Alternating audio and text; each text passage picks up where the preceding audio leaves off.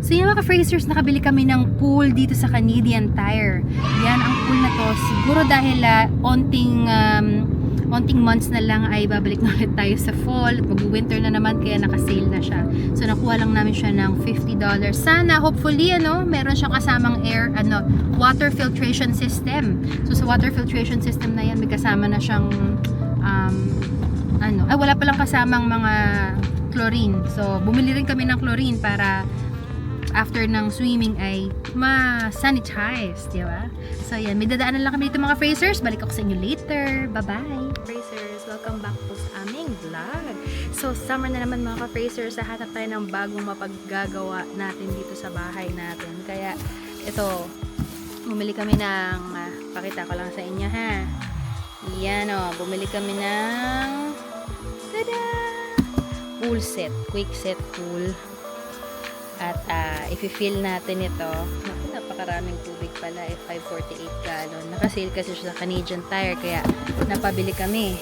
Tignan natin kung gaano katagal ito mapupuno. Yan, ang gagamitin lang nating water source is yung galing dito sa may hose natin. Sana maging maganda at maging matipid. Diba? So, yan. Ito sila ngayon, oh. Reality. Reality. Ginamit namin air pump natin. Yan, subukan na natin ha. Teka lang. Saan natin? Todo na daw to eh. Todo na yan. Todo na to. Todo na to. So while they're doing that, maka-just look at that. I have some. Yan ang aking mga peas. Meron na akong pang pansit. Sige, i-ano mo. Yan, buuhin mo like a puzzle. You can do it. Try it. Pang tubig. May tubig na rito sa ilalim. Pag ganun yung no? Sana pala dito banda kasi pag ganun yung water.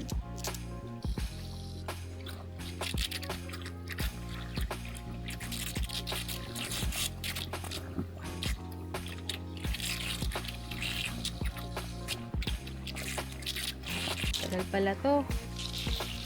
Tagal pala bago mapuno.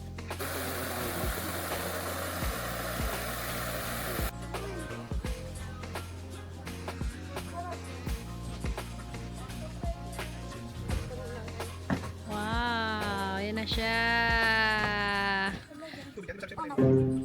Okay. Wow.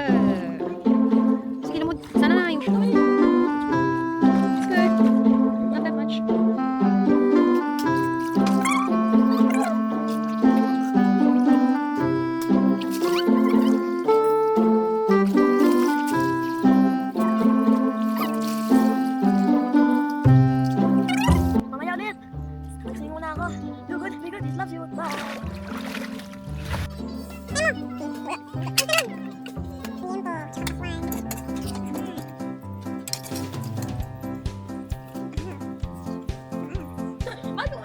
go.